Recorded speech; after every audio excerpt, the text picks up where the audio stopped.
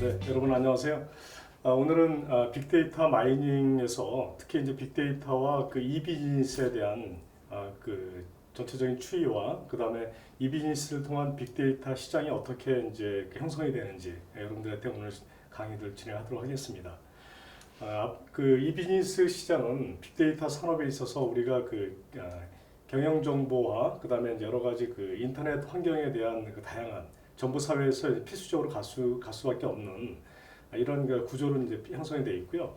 특히 이제 4차 산업혁명에서는 이 비즈니스를 통한 여러 가지 우리 그 금융 산업이 이렇게 이제 발전하고 있기 때문에 여러분들도 우리가 그 은행이라든지 또 금융기관을 우리가 많이 이용하면서 여러 가지 그 이 비즈니스 체계에 대한 부분들을 여러분들이 많이 이제 간접적으로 여러분들이 이제 경험하고 계세요. 근데 실질적으로 우리는 이제 이 비즈니스를 통한 그 체계적인 그런 그 산업 변화가 어떻게 형성되어 있는지는 직접 우리가 이제 그 생활에서 우리는 이제 경험을 하고 있지만 또 실질적으로 그것이 어떻게 변화하고 있는지는 그걸 체계적으로 이렇게 나열해서 우리는 이제 보지는 못하고 있습니다. 그래서 오늘 이 시간에는 여러분들한테 이제 그 빅데이터를 통한 비즈니스 구성이 이제 이 비즈니스 형태로 어떻게 변하는지에 대해서 여러분들한테 하나하나 이제 설명드리도록 하겠습니다.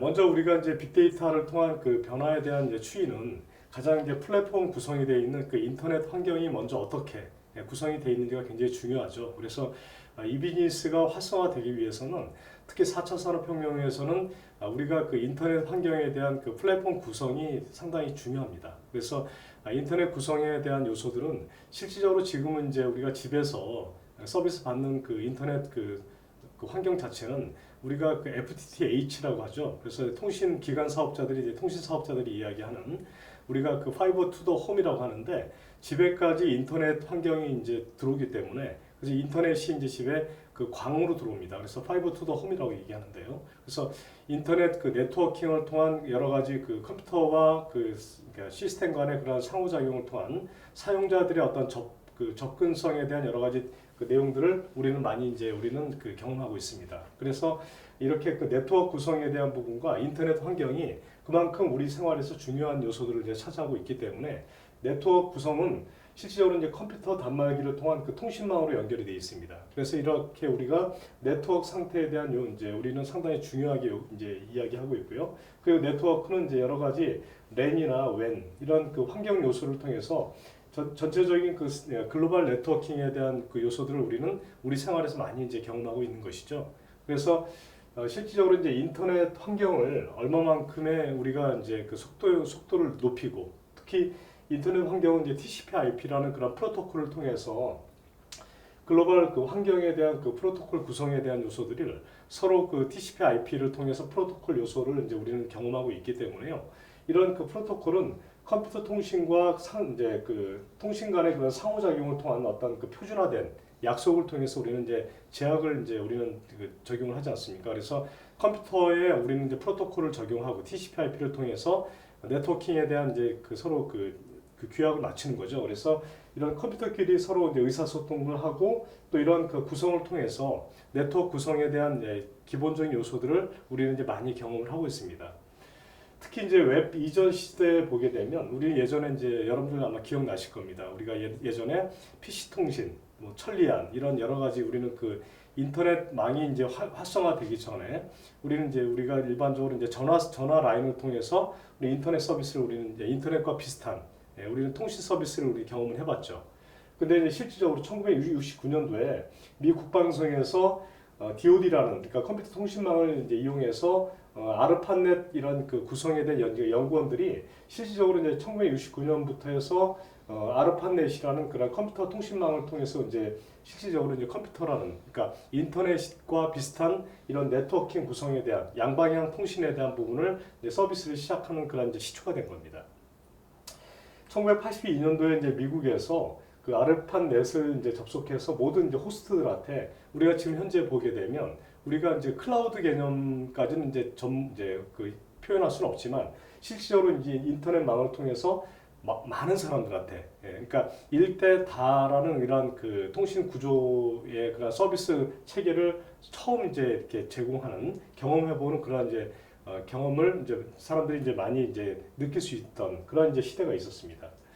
그다음에 이제 실질적으로 이제 1990년대에 들어오면서 웹이라는 웹 시대가 이제 열리기 시작한 거죠. 그래서 실질적으로 우리가 이제 그 인터넷 환경 자체는 우리가 금융 산업뿐만이 아니고 우리 사회에서 실질적으로 이제 웹 시대를 우리가 맞이하면서 1992년도에 웹 브라우저라는 이제 월드와이드 웹을 통해서 전 세계의 이제 하나의 그 생활권을 이제 하나로 이제 묶은 거죠. 그래서 이런 월드와이드 웹을 통한 웹 브라우저 시대가 이제 열리면서 실질적으로 이제 우리는 이제 웹 브라우저에서 이제 좀 더 인터넷에 대한 이제 우리는 다양한 이제 서비스를 우리 이제 받기 시작한 거죠. 거기에 이제 아마존이라든지 뭐 여러 구글 같은 이런 이제 그 서비스 업체들이 이제 생기면서 실질적으로 전 세계에 이제 포털 사이트 시대가 이제 열리기 시작한 겁니다. 실질적으로 이제 우리는 웹 시대를 이제 살고 있으면서 이런 여러 가지 그 인터넷 환경에 대한 이제 서비스를 지금 우리는 많이 받고 있고요. 예전에는 실질적으로 우리가 지금 인터넷 환경에 대한 그 서비스 환경이 얼마만큼 좀 좋아졌냐면 예전에는 유무선 그 환경 자체가 모든 게 다 유선화, 그러니까 그 요금 체계로 다 구성이 돼 있었고요. 그 다음에 우리가 집에서 쓰는 전화는 이제 우리가 PSTN이라고 하는데 일반 전화 역시도 국제 전화를 우리가 쓸 때는 항상 전화 라인을 통해서 썼지 않습니까? 근데 이제 실질적으로 월드와이드 웹이 되면서 실질적으로 이제 인터넷이 광이 집에까지 들어오니까 실질적으로 지금처럼 이렇게 이제 무선 인터넷에 대한 그 시장이 이제 폭발적으로 늘어나는 거죠. 그래서 실질적으로 이제 금융산업 역시도 우리가 빅데이터 그 환경 자체도 실질적으로 이런 인터넷에 대한 기반을 둔 이런 시장의 변화다 보니까 이런 이제 지금 현재 여러분들 많이 쓰고 계시는 페이스북이라든지 트위터 같은 이런 그 블로그 인터페이스에 대한 부분들이 지금 현재 우리 이제 시장에서 막 이제 등장하고 있는 것입니다. 그리고 이제 인스타그램 같은 이런 그 스마트폰을 이용한 동영상 체계에 대한 이런 이제 컨텐츠들이 많이 발생을 하고 또 생겨나고 그다음에 소셜 미디어를 통해서 이런 플랫폼 구조가 워낙 이제 활성화되다 보니 지금은 이제 사실은 뭐 가히 인터넷 환경 자체는 이제 우리 생활에 그냥 일반화돼 있는 그런 이제 체계로 인식하고 있는 것이죠. 그래서 실질적으로 우리는 이제 지금 최근에 보게 되면 우리 뭐 개인용 유튜버들도 많이 이제 생기고 있고 또 더군다나 구글 운영 체계에 대한 여러 가지 이제 환경들이 우리 모바일 환경과 연계해서 플랫폼 자체도 하나의 컨텐츠를 통해서 모바일과 그다음에 우리 데스크탑에서 쓰고 있는 여러 가지 환경들이 이제는 뭐 통용이 되는 그런 구조로 가는 거죠. 그래서 하나의 OS를 통해서 여러 가지 환경 플랫폼을 갖다 이제 쓸 수 있는 플랫폼에서 컨텐츠를 다양하게 우리가 이제 접목할 수 있는 부분도 이제 많이 이제 생기고 있고요. 그 다음에 이제 1982년도에 실질적으로 이제 웹 이전 시대에는 SDN이라는 망을 통해서 우리가 이제 우리가 전화선이에요. 우리가 이제 전용선을 이용해서 우리는 인터넷이라는 것을 이제 우리가 이제 인터넷 환경이 이제 생기기 이전에는 거의 뭐 이런 그 컴퓨터 시스템과의 그 어떤 매체가 많이 달랐죠. 근데 이제 실제로 이제 웹 시대로 넘어오면서 그 당시만 해도 뭐 코넷이라든지 보라넷, 그다음에 누리넷 이런 인터넷 상용 서비스가 이제 많이 활성화됐었죠.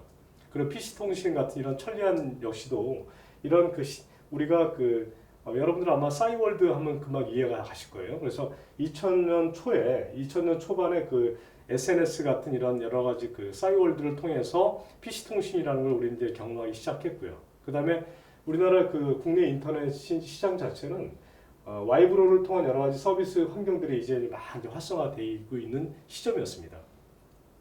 근데 실질적으로 이제 아이폰이 이제 그 애플에서 아이폰이 출시되면서 실질적으로 이제 앱이라는 우리는 앱을 이제 경험을 하게 되는 거예요. 그리고 스마트폰 앱을 통해서 이제 경쟁 매체 자체가 이제 어마어마하게 변하는 거죠. 그래서 그 카카오톡 같은 이런 이제 새로운 우리 그 앱 환경 자체에 대한 시장이 이제 열리기 시작하는 겁니다.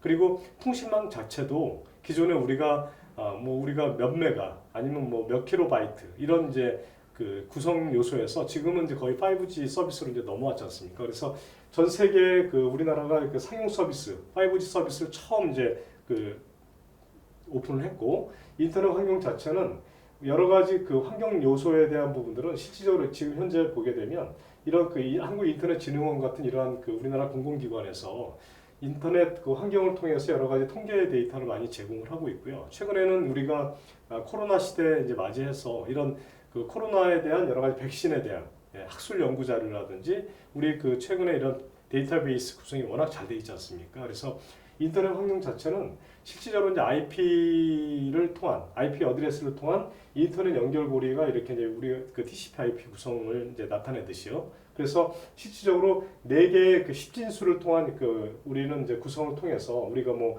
128점 뭐 이렇게 그 12점 뭐 36점 이렇게 우리가 IP 주소를 이제 구성을 하고요. 그리고 IP 주소는 여러 가지 이제 뭐 이런 그 국제 규약에 따른 이런 그 요소들을 이제 정리를 합니다. 그래서 컴퓨터에서 사용할 수 있는 이제 구성 요소만 딱 맞춰서 이제 컴퓨터에 대한 IP는 이렇게 간다. 그렇게 이제 정의를 했고요. IP 주소는 이제 IPv6를 통한 여러 가지 주소 체계를 만들어서 거기에 대한 이런 방화벽 역할도 하면서 주소 체계를 이제 구성을 한 겁니다.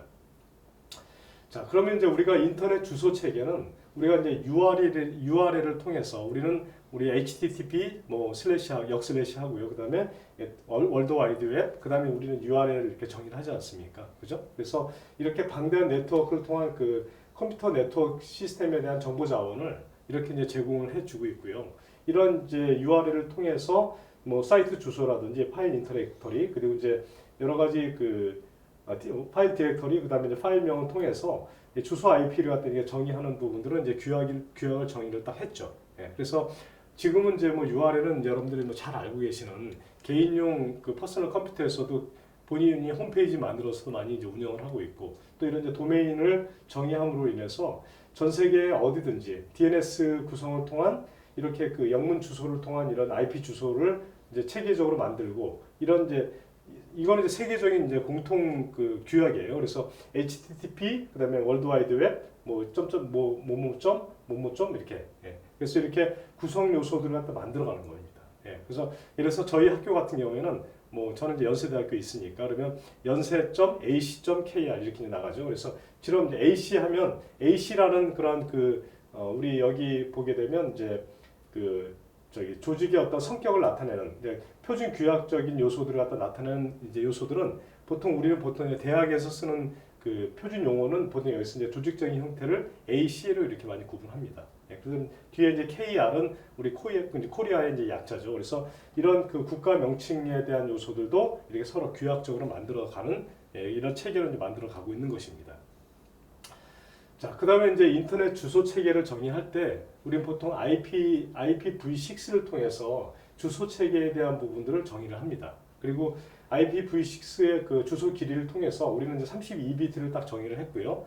32비트를 4배 이제 확장해서 쓸 수 있게끔. 그래서 전체적으로 128비트 차세대 인터넷 주소를 주소 체계로 만들어서 가고 있는 것입니다. 그래서 IPv6 주소는 128비트 체계로 구성되어 있고요. 그 다음에 128비트를 통해서 16비트씩 이제 이렇게 8개 부문으로 이제 나눠서 이런 그 구성을 하고, 그 다음에 그 콜론을 통해서 이렇게 구분을 합니다. 그래서 얘는 16진수를 일단 표기를 하기 때문에 전체적으로 이제 우리가 그 IPv6 체계는 이런 식으로 이제 구성이 되어 있습니다. 그래서 인터넷 환경은 이렇게 이제 구성이 되어 있다. 이렇게 이해하시면 되고요. 그 다음에 이제 그 여러 가지 이제 그 품질 규격 서비스라든지 체계 자체도 이런 이제 인터넷 주소에 대한 체계적인 요소들은 우리가 이제 멀티캐스트라든지 이제 애니캐스트라든지 여러 가지 주소 형태에 대한 부분들을 우리가 이제 그 영상 처리라든지 그 여러 가지 이제 우리 그 음성, 그 다음에 뭐 비디오 요소들과 같이 이제 우리는 이제 묶어서 가고 있기 때문에 이런 이제 인터넷 체계 주소는 우리가 이제 지금 개인이나 퍼스널 우리가 이제 개인이 사용하고 있는 컴퓨터나 금융 서비스에서도 거의 같은 체계로 가고 있습니다. 그래서 하나의 구성 요소예요. 그러니까 인터넷 체계를 만들어가는 KR 도메인을 우리가 할당을 이제 우리가 한국에서 우리가 체계적으로 가져갈 때 우리 한국 인터넷 정보센터에서 KR 도메인을 갖다 이제 우리가 이제 KR 우리가 구성에 대한 이제 그 등록 업무를 갖다 이제 수행해서 일단 정의를 해요. 그래서 우리는 여기에 이제 제일 뒤에 그 우리나라의 그 메인 도메인을 구성하고 있는 그 요소들은 메인 도메인 요소를 처음에 이렇게 정의를 하지 않습니까? 그래서 전체적으로 루트 도메인을 이제 처음에 이제 가져가고요. 그 밑에 마지막 단에 뭐뭐뭐.com이라든지 넷이라든지 뭐 edu라든지 이런 식으로 제2단계 도메인과 제3단계 도메인을 각각 이렇게 분류를 해서 가져갑니다. 그래서 아까 말씀드린 것처럼 AC로 끝나면 뭐 보통 학교, 그 다음에 뭐 OR로 끝나면 뭐 어떤 기관 이렇게 이제 구분이 되고요. 그 다음에 KR로 끝나면 이제 우리나라 이런 식으로 이제 그 정의를 하죠. JP 그러면 예를 들어서 이제 일본, 그 다음에 뭐 이렇게 각각 나라별로 이렇게 이제 서로 통용되어 있는 여러 가지 도메인 구성에 대한 부분들을 이제 우리는 일반적으로 많이 이제 인식하고 있는 것이죠. 자, 우리가 이제 인터넷 서비스를 하면서 우리 이제 전체적으로 이제 금융 산업뿐만이 아니고 개인이 이제 우리가 그 정보화 사회에 우리가 살고 있으면서 실제로 인터넷 산업은 그동안 여러분들도 잘 알고 계시지만 전체적으로 이제 우리가 그 현재 4차 산업혁명 시대에 우리는 살고 있지 않습니까? 그런데 실질적으로 이제 우리가 인류 체계를 보게 되면 제일 먼저 이제 우리는 이제 수렵 사회에 우리가 살았어요. 그다음에 이제 농업 사회로 우리 이제 진화가 됐죠. 그리고 농업 산업에서 실질적으로 이제 산업 사회로 넘어옵니다. 그리고 이제 산업 사회에서 우리는 이제 정보화 사회로 지금 이제 우리 살고 있는데 지금 현재 우리 그 정보화 사회는 인포메이션 그 소시티 같은 경우 우리 이제 현재 사회를 보게 되면 정보통신을 기반으로 한 여기에 그 ICT라고 이제 이야기하는 우리 예전에 이제 IT 같은 경우는 인포메이션 테크놀로지 이렇게 얘기하지 않습니까? 여기에 이제 C가 들어가면 우리가 컨버전스라고 얘기를 많이 해요. 그래서 융합 시대에 우리는 살고 있기 때문에 실질적으로 이런 그 ICT를 기반으로 한 정보 양을 많이 우리는 이제 축적을 하고 다량의 정보 데이터를 정보의 그런 그 부를 창출해내는 원천 기술에 대한 부분을 하나의 우리는 이제 소시티라고 얘기하는 겁니다. 그래서 정보 사회에서 우리가 이제 취할 수 있는 여러 가지 그 요소들 그리고 인터넷 그 환경들이 플랫폼이 워낙 이제 많이 발전이 되고 있기 때문에 인터넷 환경을 통한 여러 가지 그 인류 사회에 대한 정보 체계를 이제는 우리는 하나의 진화 과정을 이제 통해서 우리는 많이 이제 경험하고 느꼈습니다. 그래서 이런 그런 이제 체계적인 요소들이 예전에는 이제 농업 사회에서는 토지와 그런 이제 노동이 이제 그 주를 이뤘다면 지금 산업 사회로 넘어오면서 정보 사회는 실제로 이제 정보의 그런 지식 산업에 넘어온 것이죠. 그래서 실제로 노동 집약적인 산업이 아니고 이제는 정보 지식 산업으로 넘어왔기 때문에 사람의 어떤 이제 그러니까 인력에 대한 노동력이 많이 필요하지 않는. 그래서 모든 게 자동화되어 있고 첨단화되어 있는 이제 그 구조로 변화하고 있는 것이죠. 그럼 이제 실제로 우리 생각도 많이 변해야 되지 않습니까? 그래서 과학 기술의 발달 자체는 실질적으로 우리가 산업사회에 우리가 이제 살고 있고 산업사회에서 정보화 사회로 넘어오면서 정보 창출에 대한 가치가 사실은 이런 그 기업에서 자본과 인력과 그 설비에 대한 원자재에 대한 그 요소들을 실질적으로 이제 기본 베이스로 깔고 하는 거예요. 예전에 이게 이제 가장 핵심이었다면 이제는 이거는 그냥 기본적으로 깔고 하고 보다 이것을 자동화해서 자원을 최소화시켜서 그러니까 인력을 최소화시키면서 효율을 엄청 많이 높일 수 있는. 그래서 기업 경영에서 이제 사실은 이제 가장 핵심이 되는 것은 뭐냐면 정보 기술에 대한 요소들이 이제 그만큼 기업 운영에도 적극적으로 이제 중요한 요소를 이제 차지하는 것이죠. 그래서 다품종 소량 생산에 대한 부분들은 이제 그만큼 우리 사회에서 일반화되어 있고요. 또 첨단화됨으로 인한 모든 그 산업들이 이제는 이제 그 사람들이 많이 투입되지 않고 모든 가치 자체가 이제는 이제 그 대량으로 생산하는 요소들로 이제 변하고 있는 것입니다. 정보 사회에서 우리가 이제 개인에 대한 정보 욕구는 실질적으로 이제 우리 그 인터넷 환경과 컴퓨터 시스템들이 이제 활성화되면서 실제로 농촌과 어촌 구분하지 않습니다. 그리고 농촌도 이제는 스마트팜이라는 이런 이제 새로운 산업에 대한 그 우리 그 농촌 영농 과학에 대한 이런 부분들이 많이 이제 우리 생활에서 이제 많이 차지하고 있고요. 그리고 도시에서도 이제 농사를 짓습니다. 그래서 이런 그 도시 농부라는 이런 이야기는 나오듯이 실제로 스마트팜 이제 시대가 되면서 도시에서도 농사를 짓을 수 있는 환경이 되는 거예요. 그래서 정보 전달의 그 환경 자체는 실질적으로 지향적이고 지리적이고 어떤 제약을 넘어서 정보 전달을 넓혀갈 수 있는. 그래서 지식정보 산업 자체는 정보 전달과 과학기술 그리고 정보를 다품종으로 이제 가져가면서 소량 생산할 수 있는 여러 가지 구조 자체들. 그래서 우리가 빅데이터 자체도 실제로 이런 다양한 정보를 많이 모아서 하나에 가공할 수 있는 이런 기술들을 많이 이제 제공하고 서비스를 받는 게 이제 굉장히 중요한 요소를 보고 있는 것입니다. 자, 정보사회에서 우리는 정보사회의 특징을 보게 되면, 자, 산업사회에서 우리는 이제 정보사회로 이제 전환이 됐죠. 그래서 실질적으로 우리가 그 4차 산업에서 우리는 이제 산업사회에 대한 요소를 보게 되면 우리는 보통 2차 산업 정도로 보겠죠. 그죠? 그래서 실제로 우리가 이제 1차 산업은 이제 증기가 발전됐던 증기 시대를 우리는 이제 증기 산업 시대를 우리는 1차 산업으로 보고요. 그 다음에 2차 산업은 우리의 전기가 발생한 시대를 우리는 이제 2차 산업으로 보는 것입니다. 그러면 산업 사회를 우리가 이제 인정받는 거는 뭐냐면 실제로 이제 우리가 전기를 생산하는 전기가 우리 사회에 우리 생활에 도입되면서 들어오면서 실제로 산업 사회라는 그러한 이제 우리의 그런 그 생활이 이제 패턴이 바뀌는 거죠. 그래서 보다 규격화되고 전문화된 그리고 이제 동시적으로 집중할 수 있는 여러 가지 그 산업에 대한 요소들을 우리는 이제 경험을 하고 있고요. 정보혁명에 따라서 모든 것이 이제는 어떤 그 구속되지 않는, 그래서 다양화되고 탈전문화된, 그러니까 동시에 모든 것들을 다 해낼 수 있는 주체가 바뀌는 거예요. 그래서 예전에는 어떤 사업자가 우선이라고 하면 지금은 이제는 개인의 어떤 비즈니스 모델이 더 우선적으로 가는 구조로 이제 변한 거죠. 그래서 산업사회에서는 전반적으로 보게 되면 규격화되고 전문화되고 이런 그러니까 그 동시화된 그리고 집중화가 돼서 어떤 산업이 일단 이루어졌다고 하면 이 정보화 사회로 넘어오면서 실질적으로 모든 산업 서비스가 이제 다양화되고 탈전문화되는 거예요. 그리고 실질적으로 이제 어떤 집중화에 대한 요소들이 모든 게 어떤 하나에 집중된 것이 아니고 동시다발적으로 여러 가지 일을 동시에 할 수 있는 그런 이제 구조로 변하는 겁니다. 그래서 탈다량화라고 이야기하는 거는 여러 가지 그 정보 사회에서 서비스할 수 있는 개인이 이 모든 것을 다 할 수도 있어요. 예전에는 전문화된 조직이 했다고 하면 지금은 개인이 이런 모든 서비스를 다 할 수 있는 것들이 정보 사회에서 가능하다는 겁니다. 그래서 그것은 지금 현재 왜냐하면 우리가 그 유튜브에서 여러분들이 많이 경험을 하잖아요. 그죠?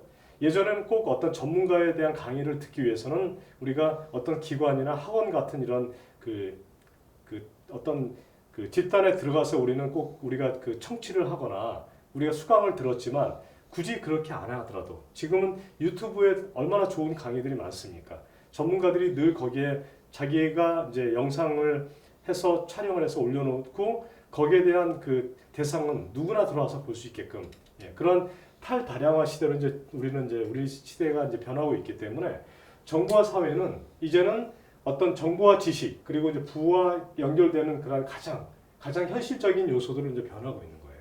그래서 정보 사회의 그런 이제 부는 실질적으로 우리가 어떤 한 구성에 정체되어 있는 것이 아니고 어떤 그 틀에서 우리가 딱 벗어나는, 그러니까 이제는 모든 산업 자체 그리고 서비스를 IT 회사들도 그동안 우리가 개발한 그 기술, 우리 테크놀로지는 딱 우리만 써야 된다는 그런 구조에서 많이 벗어났어요.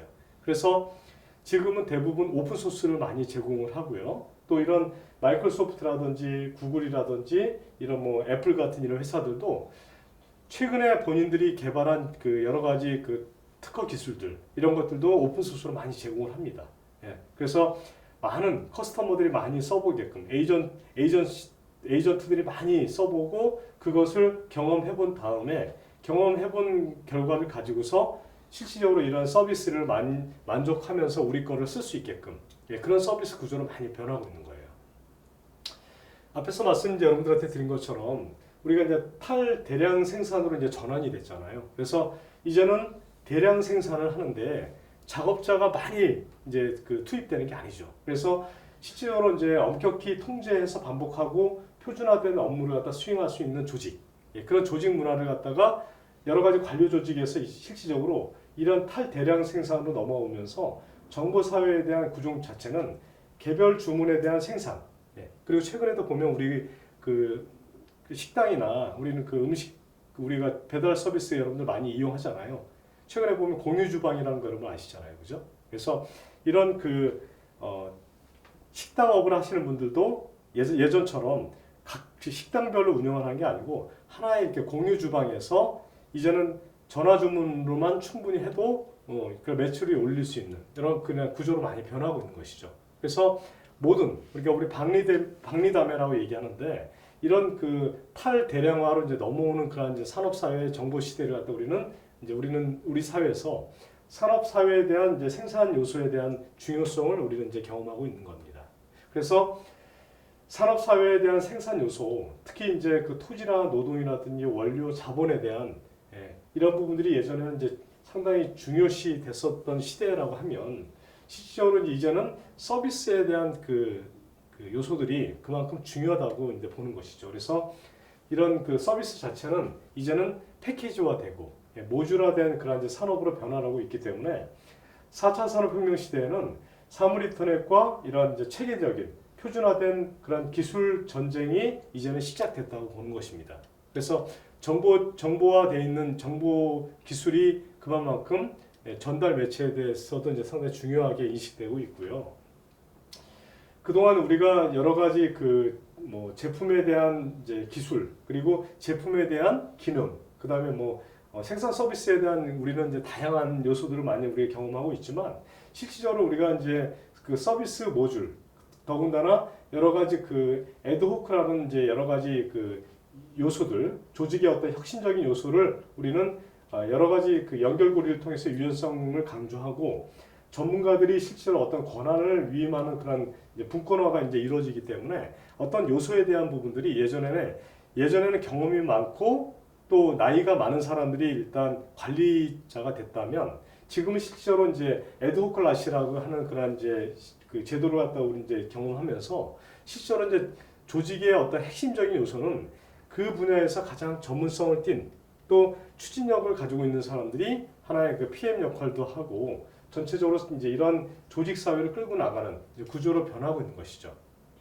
자, 우리가 이제 미래 그 정보 사회를 이제 끌고 나가 있는 구조는 어떻게 가는지 여러분 잠깐 동영상을 한번 보시고 그 다음에 또 바로 이제 강의를 또 이어서 진행하도록 하겠습니다. 10년 전 여러분 모습이 어땠는지 기억나세요?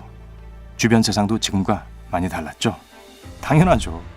21세기는 급속한 기술 진보의 시대고 우리는 놀라운 속도로 발전하고 있으니까요. 그러면 여러분은 2025년에는 우리 세계가 어떤 형태일 거라고 생각하나요? 앞으로 5년이 조금 더 남은 시간일 뿐이지만 여러 가지를 감안하면 5년 후에는 정말 흥미진진할 거예요. 어디 한번 보죠. 태양광 패널은 에너지 생산량에서 화석 연료를 능가하여 지구상에서 가장 큰 에너지원이 될 거예요. 톰슨 로이터의 연구원들은 새롭고 현대화된 재료 덕분에 그렇게 될 수 있을 거라고 확신합니다. 이 재료들을 이용하면 태양광 패널은 더 많은 햇빛을 흡수할 수 있을 거예요. 심지어 구름이 많이 끼었을 때도 말이죠. 증강현실과 가상현실은 중요한 것이 될 겁니다. 오늘날 이건 아주 새롭고 생소한 기술이지만 5년 후에는 이미 모든 사람들의 일상이 될 거예요. 예를 들어 호텔 방을 예약하기 전에 호텔 가상 투어를 할 수 있게 되는 거죠. 아니면 상점에서 모든 상품의 3D 모델을 잘 살펴볼 수 있다면 어떨까요? 카트에 물건을 넣기 전에 말이죠. 편리하겠죠? 증강 얘기가 나와서 말인데요. 사람들 자체가 강화될 거예요. 종이나 플라스틱 신분증 대신 여러분의 피부에 마이크로칩이 내장될 거고요. 로봇 의족과 의수는 실제 팔다리처럼 자연스러워질 거예요. 장기 이식은 내부 장기의 작용을 향상시킬 거고요. 이외에도 무궁무진합니다. 2025년이 되면 이 모든 것들과 그 이상의 것들을 많은 사람들이 이용하게 될 거고 점점 더 저렴해지고 대중화될 거예요.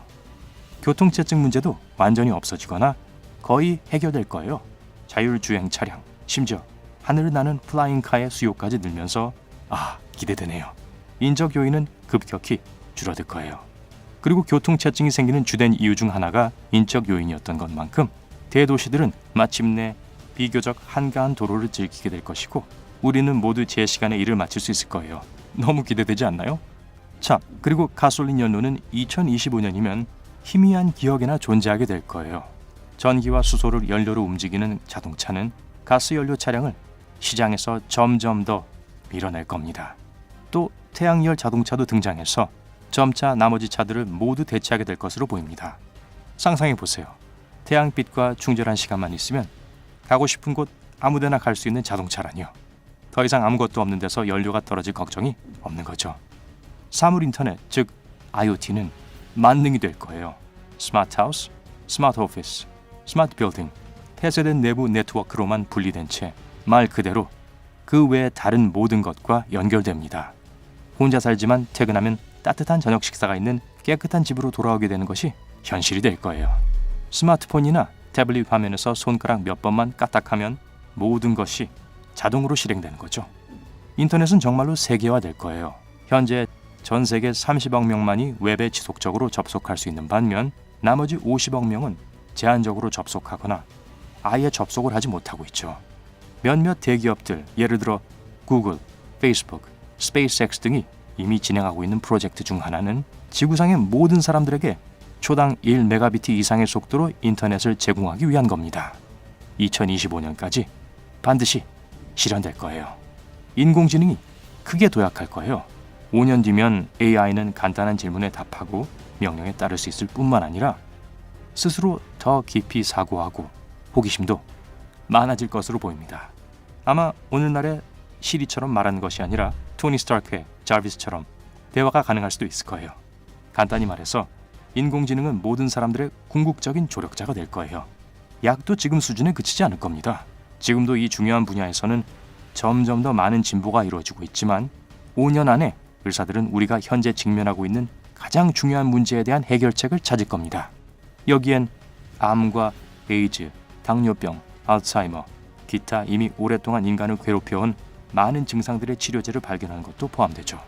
물론 말처럼 쉽진 않을 테고 처음에는 저렴하지도 않을 거예요. 하지만 중요한 것은 해답은 분명 발견될 것이고 그리고 나면 나머지는 시간 문제라는 거죠. 인간 게놈이 아마도 완전히 밝혀지겠죠. 그러면 오직 윤리적인 문제만 해결된다면 인간의 유전자 조작이 가능해질 거예요. 이걸로 우리는 아이가 태어나기도 전에 꽤 무서운 유전병을 없앨 수 있을 거예요.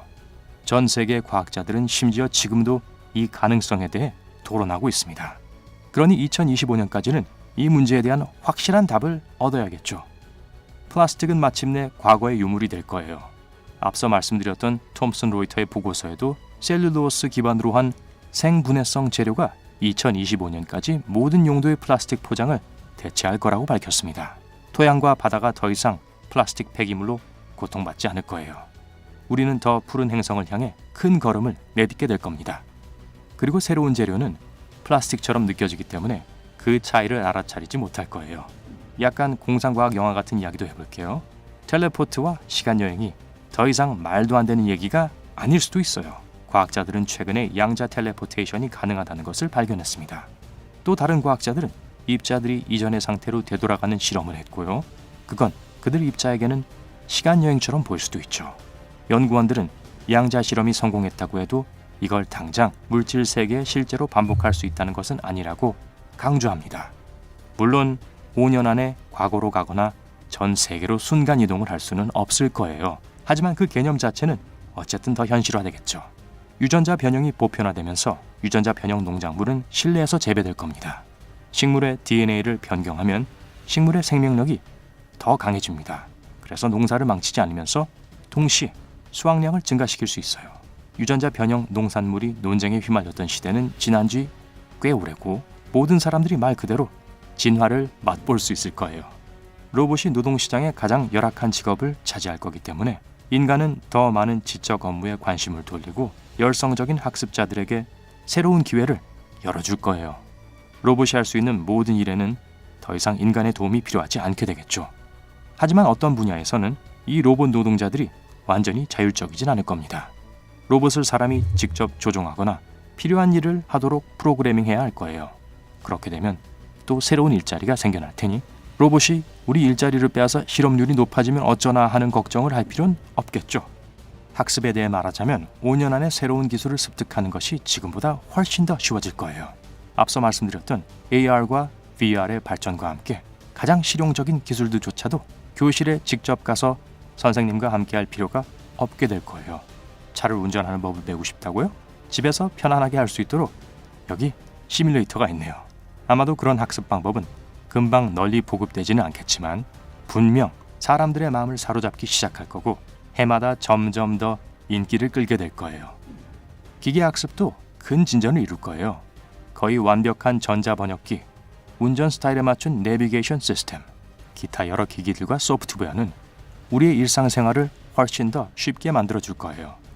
우리는 언어 장벽이 거의 없이 원하는 누구와도 의사소통을 할 수 있고 일상적인 일들을 아무런 불편 없이 빠르게 할 수 있을 거예요. 그리고 이 모든 것은 주변 환경과 주위 인간 혹은 기계 자신이 취한 결정으로 스스로 학습하는 기계의 영리함 덕분이겠죠. 5G 모바일 인터넷 연결은 대부분의 기술 선진국 및 도시에서는 흔한 일이 될 거예요. 4G를 사용하면 웹에서 영화를 한 편 다운로드하는데 최대 1시간이 소요되죠. 5G는 완전히 새로운 수준입니다. 동일한 동영상을 다운로드하는데 몇 초밖에 안 걸려요. 이 네트워크의 연결 속도는 그야말로 놀라울 뿐이에요. 그리고 이 연결이 온갖 일을 할 수 있게 해줍니다. 지난 2018년 평창 동계올림픽 때처럼 스포츠 경기를 실시간으로 방송하는 것부터 실제 의사들에 의한 원거리 로봇 의과 수술까지 말이죠. 블록체인은 사람과 조직 간에 돈과 귀중한 자산을 이전하는 데 선호하는 방식이 될 거예요. 여러분도 비트코인과 다른 암호화 기술에 대해 들어본 적이 있을 거예요. 그것들은 다 블록체인 기술을 기반에 두고 있죠. 한마디로 돈을 송금할 때 중개인을 없앨 수 있어서 그 과정을 안전하게 직접 할 수 있어요. 예를 들어 카드에서 카드로 이체할 때 은행이 중개인 역할을 합니다. 즉, 은행이 모든 거래를 추적할 수 있고 의심스러운 행동을 하면 계정을 차단할 수도 있죠. 하지만 블록체인에서는 여러분 자신을 제외하고는 아무도 처리 과정을 알지 못하기 때문에 여러분의 돈은 항상 여러분의 손에 있는 거죠. 네, 잘 보셨나요? 자, 여러분들 이렇게 보시는 것처럼 자, 2025년도가 언젠가요? 앞으로 4년 남았습니다. 그죠? 네, 지금이 2021년도이기 때문에 그래서 실질적으로 이제 우리가 이런 그 미래 산업을 우리는 이제 경험을 하고 있고 현재 이런 우리 시대는 지금 살고 있지 않습니까? 그래서 실질적으로 앞으로의 미래를 저도 많이 기대가 되지만 사실은 지금 2025년도 하면 앞으로 4년 후인데 설마 이렇게 기술이 발전될까? 현재 이렇게 진행하고 있습니다. 대부분 이 플랫폼 기술은 서비스 역시 이런 기술들을 기반으로 해서 현재 개발을 많이 하고 있고요. 이런 기반을 통해서 현재 우리 산업은 이만큼 진화를 하고 이제 정보화되어 있기 때문에 여러분들이 생각하는 것 이상으로 지금 기술 개발은 상당히 많이 진화가 되고 있다 여러분들 생각하시면 됩니다.